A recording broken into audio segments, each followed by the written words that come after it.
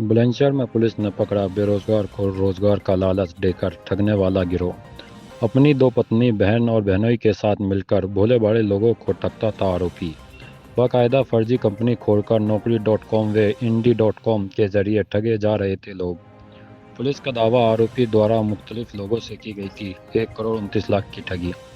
मुख्य आरोपी गिरफ्तार। आरोपी के नाम पर रजिस्टर बताई जा रही हैं 3 company. Mobile, laptop, 12 SIM card, एक पासपोर्ट, कोरियर बुक आदि बरामद। बुलंदशहर की थाना साइबर क्राइम पुलिस द्वारा किया गया फर्जीवाड़े का भंडाफोड़।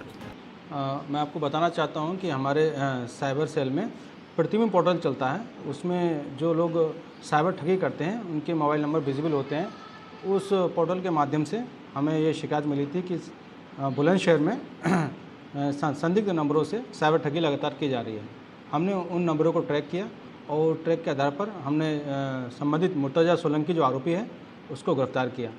और इसमें इनके खिलाफ़ लगभग 10 से 11 शिकायतें थीं।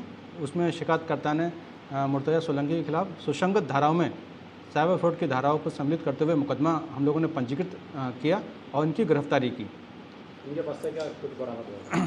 इनके पास से हमें जो कूट रचित इनकी कंपनी के जो पंपलेट थे वो बरामद हुए हैं। एक लैपटॉप बरामद हुआ है, फर्जी सिम बरामद हुए हैं और एक चेकबुक इंडियन बैंक की वो बरामद हुई है।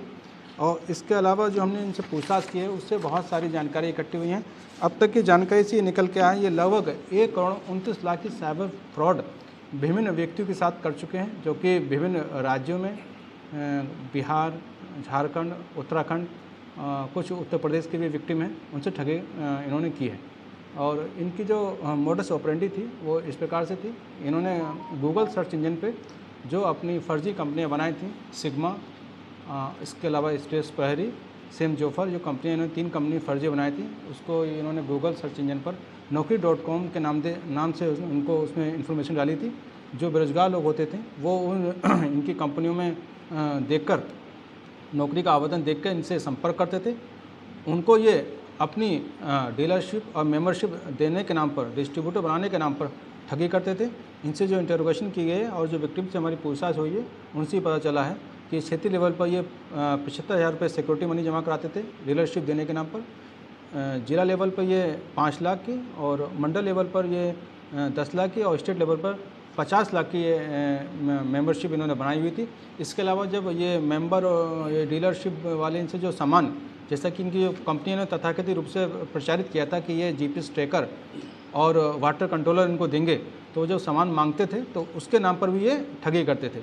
जैसे कि आज जो हमने गिरफ्तारी की है, इसके लिए हमने जो मुकदमा इनका दर्ज किया है 18/25, इसमें पीयूष बंसल जो इनके विक्टिम हैं, इनको ने जीपीएस ट्रैकर बेचने के नाम पे इन्होंने 20 लाख की साइबर फ्रॉड किया है। और इस तरह से ये पैसा लेकर उसको बाकायदा उसके नाम से बिल बनाते थे, फर्जी बिल बनाते थे, जिसका जीएसटी भी जमा नहीं है। और सबसे बड़ी बात है, जो कंपनियां इन्होंने दिखाई हुई हैं कागज़ों में, वो उन पते पे हम लोगों ने ट्रेस किया, कहीं भी वो कंपनी अस्तित्व में नहीं है। जब वो विक्टिम इनसे पैसा मांगते थे सामान, तो ये देते नहीं थे, और कहीं देते भी थे तो वो सामान ख़राब अवस्था वाला या बिल्कुल कूटरचित डमी तरह का सामान होता था। कई प्रकरणों में ऐसा हुआ है जिसमें विक्टिम ने इनसे अपना पैसा मांगा तो उनको इन्होंने जो है अपने जो चेक दिए उसमें अधिकांश के चेक बाउंस हो गए, या इन्होंने फर्जी कूटरचित साइन करके दिए। तो इन्होंने इस तरह से कूटरचना भी की। एक बड़ा फर्जीवाड़ा, जैसा कि मैंने आपको पहले बताया, 1 करोड़ 29 लाख की अब तक की जानकारी हुई है।